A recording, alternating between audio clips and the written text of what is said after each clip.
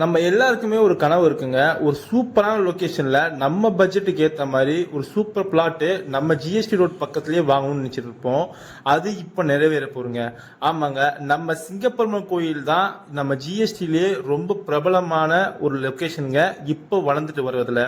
ஏன்னா என்னைக்கு அந்த புது பிரிட்ஜ் பெரிஃபரல் பிரிட்ஜ் கட்டினாங்களோ அன்னையில இருந்து இந்த சிங்கப்பெருமாள் கோயில் பிரிட்ஜோட ஒர்த் பாத்தீங்கன்னா சும்மா வேற லெவல்ல growth போயிடுச்சு இந்த சிங்கப்பெருமாள் கோயில் லொகேஷன்.